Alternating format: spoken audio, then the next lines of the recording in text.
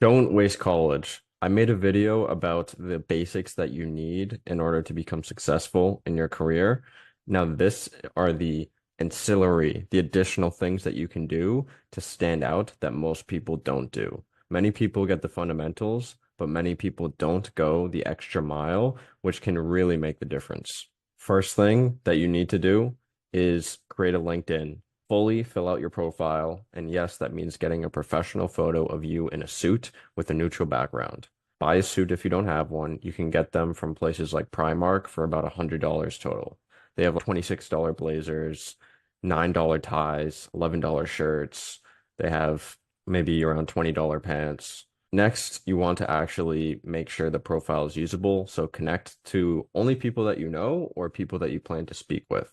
Don't just be connecting to random people, and definitely don't be the person that just connects when they see a girl they find attractive. If you, or a guy, if you're a girl.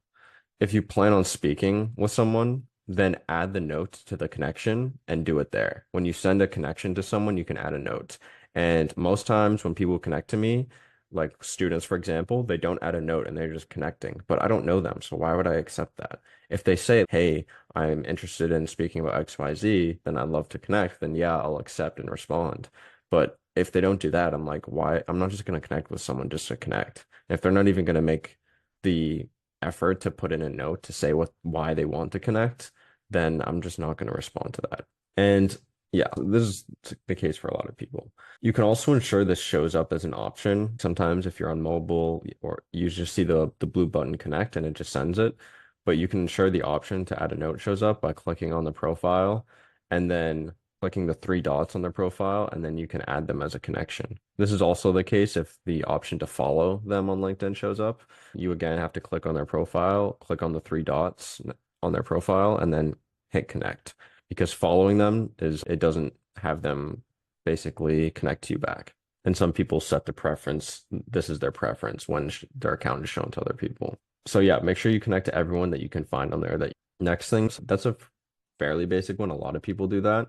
But the next thing is create a resume, create a website that has, for example, I did this. I created a website that has my resume, my LinkedIn, professional photo, a personal slash professional about me page to add character, and books that I have read in the industry to show that I'm actually passionate about my career. And then also a page on my website with sample work, such as financial models I did as practice or in school, which anyone can do, build this sort of website in a few hours. I then made business cards, which you can do for free. You to actually ship them and have them in person, I paid like $10 to $15. I also made a free QR code that links to my website and put the QR code on my business card. I just have my name, my phone number, and then my QR code. So I ordered the business cards and made sure to give them to any interviewers when I was interviewing in person, back when that was a thing. You should also bring these, as well as paper resumes, just in case, to your school career fairs. HR people love this. And the one HR lady that I actually gave it to, for example, in one scenario, when I came into a company for an informational interview when I was networking. But yeah, in this scenario, I actually was at a career fair, talked to this HR lady, and she said there's no internships this summer. It's already summer. But I said, hey, I'd love to learn more about the company. Could I come in for an informational interview? And she said, sure. So I got her contact info and I ended up having to email her like 9 or 11 times because she would say, hey, yeah, we'll set something up, but then it would be a while and she wouldn't respond. So that persistenceness or being persistent paid off. And I ended up coming in. She gave me a tour of the office. I spoke with like a senior vice president for a while, and then I gave them my business cards. And she actually pinned my business card like to her wall in her office and would like show people and be like, "Oh, look at this guy, how proactive he is." And basically, then they emailed me a job description and said, "We love you for you to consider you for this role." And I looked on the company website and it wasn't even posted on their careers page. So it's not even a job that they posted out to people, and they emailed it a job specifically to me. So this is just the power of these little things, for example. I would also suggest posting your investment ideas to places like valueinvesting.com. If you are more on the coding side, you're investing algorithms to Quant Connect and GitHub. Quant Connect has, for example, challenges that they actually give financial rewards to. GitHub is like something that coders do, and they can build their personal brand to show companies. And people in comp sci always do this, but the fact that finance people never really build their like own brand and show their work, it just means that there's more opportunity for you to stand out. And valueinvesting.com, I believe that's the URL. That's something that actually Michael Burry, it's a famous investor from The Big Short. That's where he started posting his investment ideas. And he did this just his ideas at 3 a.m. after working these 12-hour plus shifts in hospitals during his residency because he studied medical. And it was actually from that he garnered interest from institutional investors. So institutional investors were reading this website and they actually saw his ideas and one of them reached out and said, "Hey, we would love to give you money to manage." And they said, "We've never done this in the history before, ever give reached out to someone like this, but we just really liked your ideas." Now, I'm not saying that's going to happen. You're going to manage hundreds of millions, but what I'm saying is it can at least get you noticed and establish credibility. You can point to it in what's it called on your website. You can link to that, your post there, and you can mention that, talk about this in interviews, and then they can go and see your work, see your ideas, and it can just really help you stand out. And for anyone that feels overwhelmed with all this, I literally did the website, the QR code, and the business cards and ordered them all on a Friday night. It was like 10 or 11 p.m. and I was actually planning to go to a frat party, but I was like, hey, let me just be productive for 40 minutes before going out. And next thing, it was 3 a.m. and I had completed I made the entire website. I made the QR code and I ordered the business cards. So it took a few hours, but it's literally just give up one Friday night. And just forfeiting one will literally put you ahead of 95% of the classmates. It can make you really stand out and leave an impression with interviewers. But yeah, I would say just anytime you have the opportunity, just try and go the extra mile to build your personal brand, showcase your work, and really show interviewers and companies and people in the financial industry that you're really involved or whatever industry you're in. This is the example for finance, but you can do this in any industry, especially like marketing or photography, whatever it may be. But yeah, people in finance, they're usually not as creative, so they don't do these sort of things. So it's easy for you to stand out in this regard. Another example of going above and beyond to impress people was, for example, there was the sort of investment society, investment club that I was in university had a panel of speakers of financial planners, and there was five of them. And they said, "Hey, we're going to be at this other university in, say, a month. So if you guys have the opportunity, we're going to talk more extensively. Feel free to come." And that school was about 2 hours drive away. And I was the only one from my university that drove to this other university to see them again. So after they did the panel there, they had these booths where they talked about their companies. And I was like, "Hey, remember I saw you at my university and I drove out here to come see you guys." And they were all very impressed. I got their contact info. There was one lady where she owned her own financial planning company. And I said, "Hey, I'd love to schedule a lunch on me. I'd love to just learn about your company." And during that lunch, then I said, "Hey, I'm going to be free this winter break, right? Before classes start, and I'm studying abroad next semester, so I actually have an extended winter break because the way that the spring semester starts in the abroad university is later."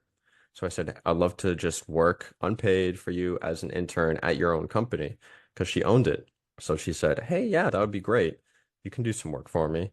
And at the end, she was impressed and she actually paid me. So she wrote me a check and it came out to $15 an hour, which I was just psyched for. So it just shows you that if you go the extra mile, you perform well, it does pay off. Another example is the universities that I went to, I transferred to two and then also studied abroad.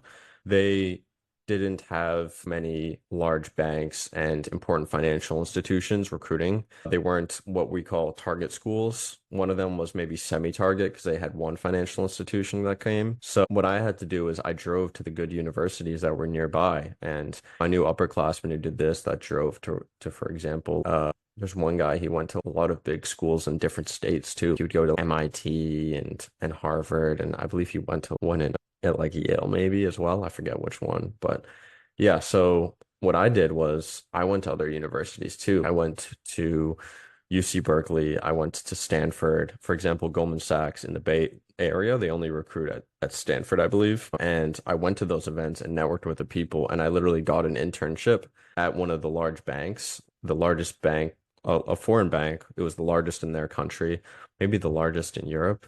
And I got that from going to one of these events. I literally looked up, for example, I looked up Citibank's recruiting events online, and it said they were at UC Berkeley on a given date. So I drove over to the university on that date and went to the Career Center, which the Career Center just assumed I was a student. And I said, hey, I'm here for the city recruiting event, but there wasn't one. I guess it was canceled or whatever. And they said, oh, do you mean the event for this bank? And I was like, oh, yeah, yeah, yeah, for that bank. Yeah, exactly. Which it was already 30 minutes into the meeting, apparently. I didn't know. So I walked in and I was the only one wearing a suit. I had a Padfolio as well, which is like a leather sort of notepad where you can hold resumes and you take notes, etc. It looks very professional, which I got at a different career fair as a free thing in high school. And afterwards, I talked to the people who presented from the bank. And I was, first of all, it was impressive because I was the only one dressed nice.